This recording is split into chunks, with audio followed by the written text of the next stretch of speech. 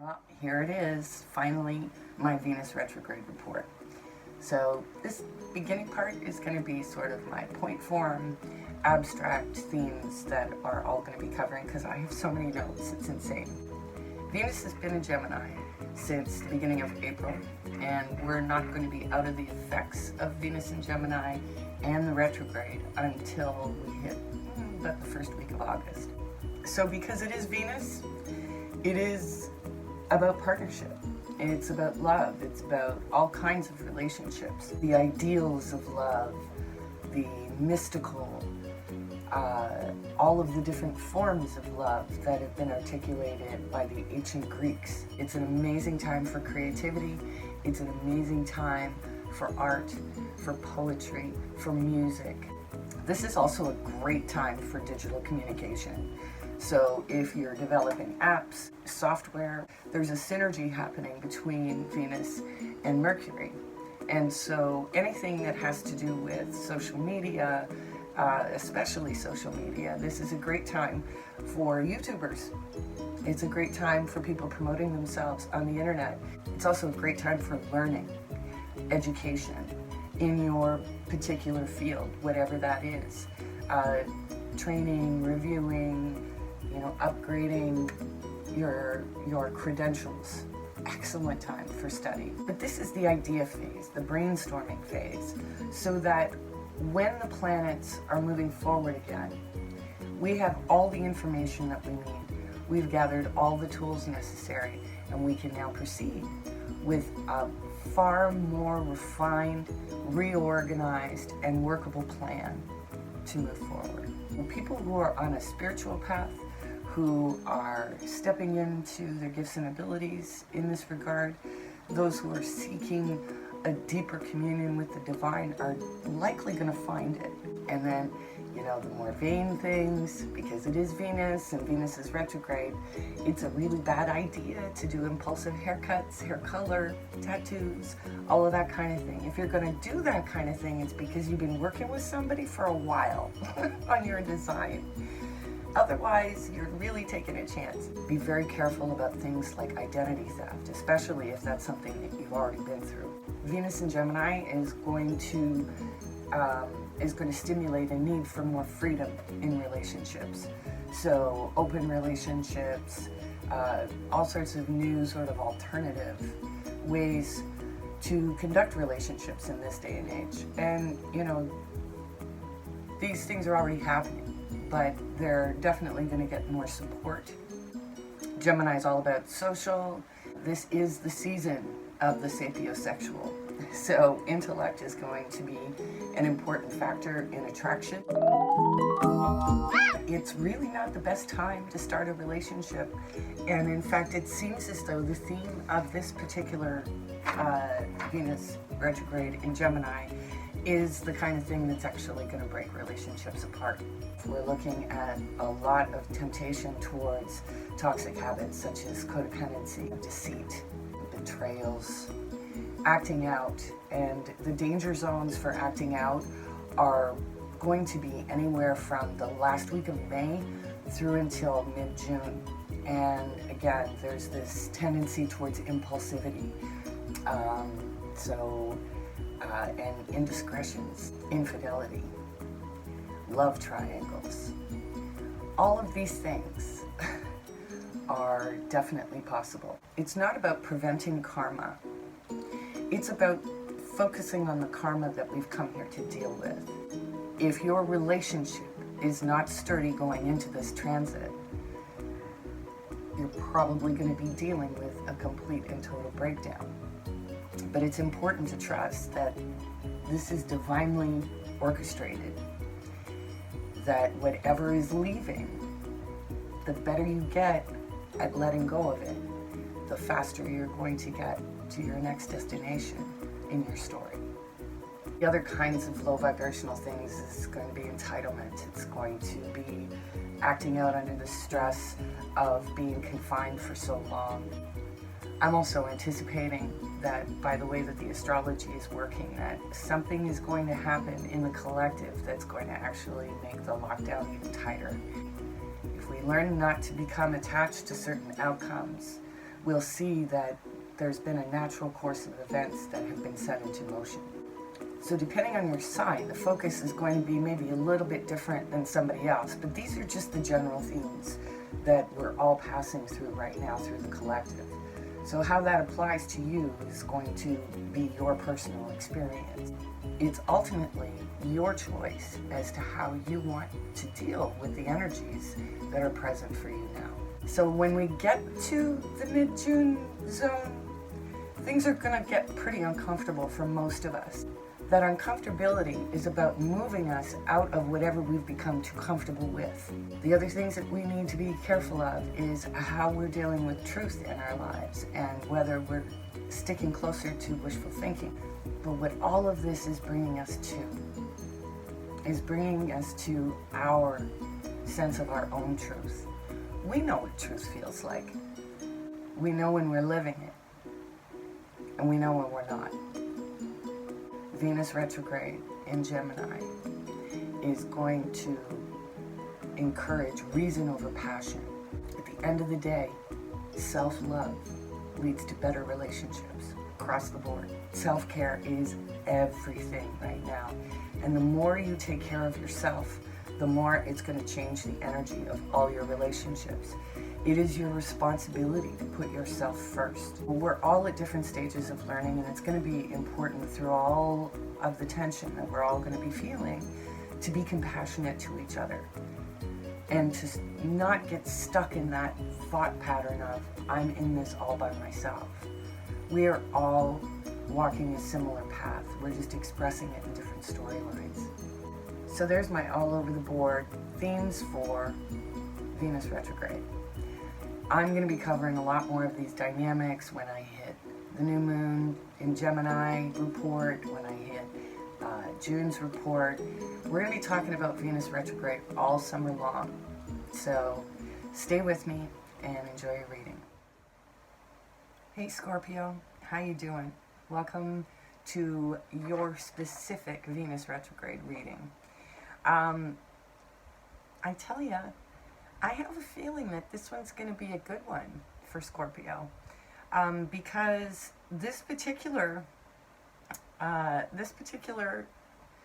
Venus retrograde is happening in your 8th house, which is your home.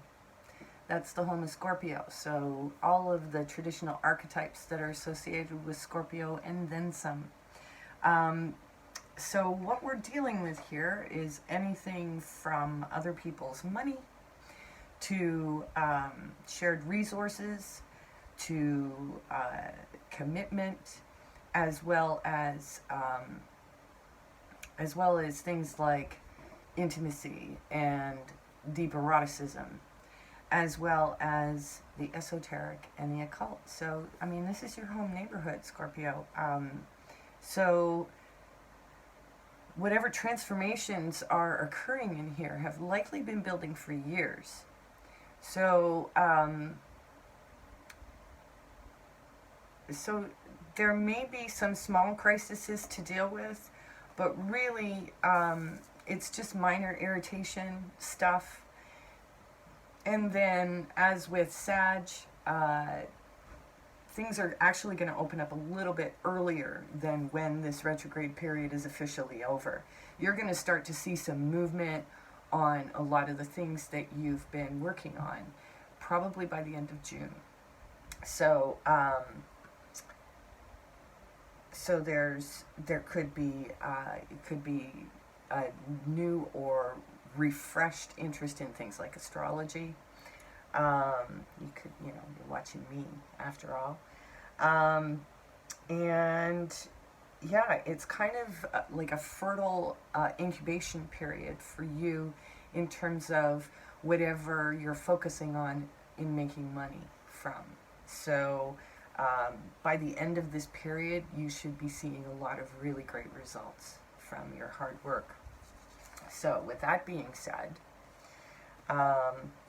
yeah, and careful tripping over the Gemini stuff. In terms of relationship, I think that because it's happening in your house, the impact is really going to be more on you you also may find that a lot of the lessons of this particular Venus and Gemini, you know, you've been working on for a long, long time. And so you may be seeing betrayals before they actually happen and avoiding them, changing whatever toxic patterns you've had running for, you know, probably decades. And you're seeing the growth that you have emotionally, you know, that you've gained over this time. So yeah, congratulations. All for breaking patterns. So I'm just going to pull 9 cards from my Klimt deck because it's just so party. Oh, wow, jumpers. Okay. Let's see what happens for the center card.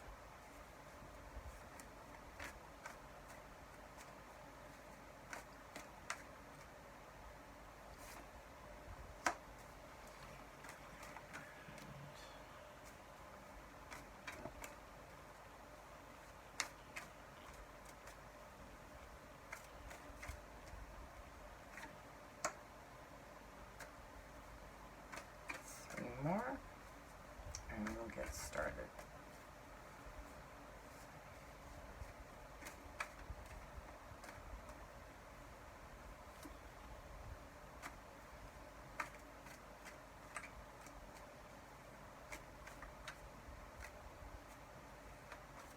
Two more. That's one.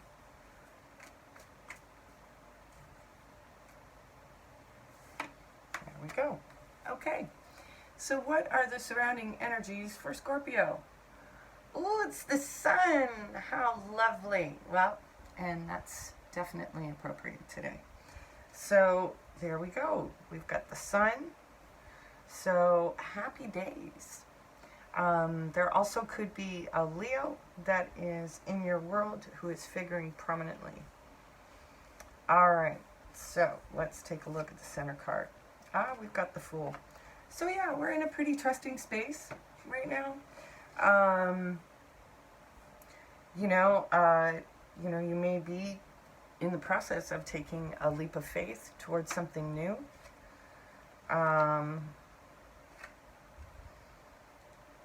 Yeah, so there could have been an earth sign somewhere in your past, or you could have been embodying the qualities of the Queen of Pentacles. A very nurturing person, but you know, it's like you fell down, had a complete ending, total betrayals, but at the end of it, you actually are successful. It's been a success for you. So it could have been things in the past that were toxic that you've left behind. And so now we have the 8 of Pentacles. Work, work, work, work, work. Manifest, manifest, manifest. Seriously, I gotta show you these. So in the center, we've got the Fool. And I know he looks kind of, you know, like, oh my God, what's going on? But, you know, really, the Rider-Waite is a better expression of that. So you've got the 8 of Pentacles. Work, work, work, work, work. And then you've got the leap of faith, which is at the center of it all, and the foundation is the Magician. So, yeah, you're making stuff happen, and you're working your magic, and you're likely feeling very supported by the energies right now. Your intuition is likely on fire. Everything is on point in terms of the decisions that you're making for the now, because you're tuned. And so we have the Knave of Chalices, so that could be a love offer or an apology, followed by the 2 of Cups. Wow. Oh my goodness gracious. And the 10 of Pentacles? Holy crap. Wow. Jeez, I don't even know whether I need to clarify any of that. The story is just so clear. Although, you know, who is it that's offering this love out of nowhere? So let's just take a peek at that. so what is happening? Let's clarify the Knave of Chalices. Oh, so maybe it's somebody that you work with, or that you're working with. Uh-oh. Ugh. Ugh, I hate this card. Seven of Swords. On the Two of Cups? Really? I don't know, man. I don't know. I think we need more of a story on that. And I guess maybe those two cards. Oh, yeah. Oh, yeah. Okay. So, lies, fights, and surrender. Wow. Okay, so this is not the cards that you want to see to clarify the Two of Cups. Oh, and walking away. Okay. So one of the things, too, that can happen during a Venus retrograde, you know, and this is why in the opening part I said it's not the best time to start a relationship. If you're thinking of starting a relationship, if somebody is coming at you right now and saying, oh, I love you, we need to do this right now, I don't think it's a good idea. You know, if you're the kind of person that finds it hard to stay single, what can I tell you? It's just not a good time. You know? There's a lot of delusion going on right now, especially from May 3rd to 20th, because that's when Venus is square Pluto. And yeah, it's just not a good idea. Just not a good idea. Neptune is going to cloud your intuition. And now we come around to the Two of Cups. So, again, it's like bookends. Like, I gotta show you again. So, there's the Two of Cups. There's the Two of Cups. In between that Two of Cups is a bunch of crap. Lies, fights, surrender, walking away. I don't know what to tell you, Scorpio. But if you need a personal reading, look for me at Barnaco Tarot. And maybe your story, your personal story, could lend some clarity to this. Let's take a look at the Ten of Pentacles just for fun and see what the Ten of Pentacles has to say. Oh, the Moon. Okay.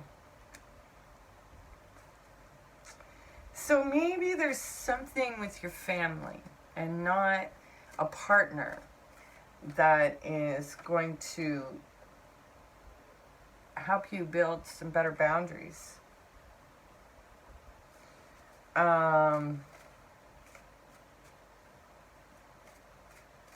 I mean, because this is just toxic. This lies, fights, surrender, and walking away thing. These are toxic patterns that Scorpio is all too familiar with. Okay. So, if this is just about relationships, no family stuff in there, I'm going to say that if you remain a mystery, if you keep your boundaries well enforced, at the end of all of this madness, you won't have to waste time on people who lie to you and fight with you and walk away from you. Because you'll be rewarded for holding fast to what you truly deserve with exactly the right soulmate for you. But you don't want to get all mucked up with karma that you're bringing on now, when there's karma that's a part of your destiny that's waiting for you to say, this isn't good enough anymore. I'm sorry. This is not good enough. It just isn't. So that's just my thoughts. And the cards, of course. So let's pick a few Lenormand to get some symbolism Additional symbolism. Ooh, oh yeah, there's a man or a woman, but there's definitely a person here who's loyal.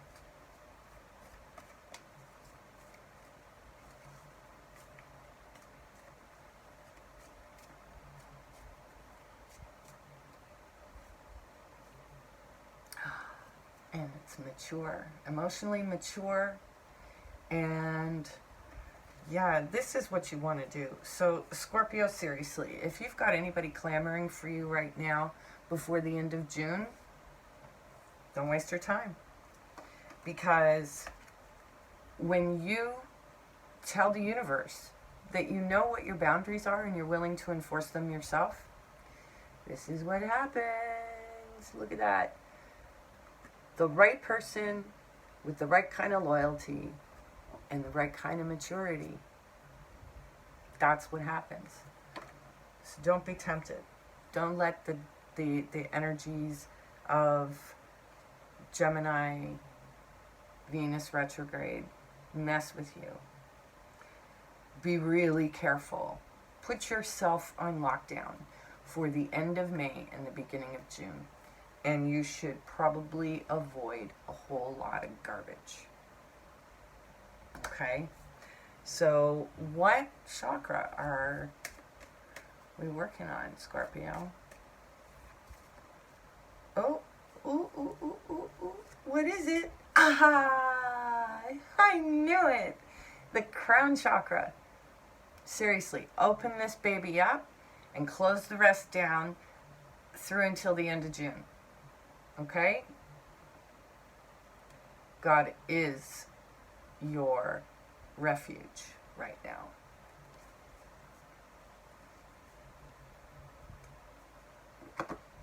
That reading feels super good. So, Scorpio, I hope you have a great day.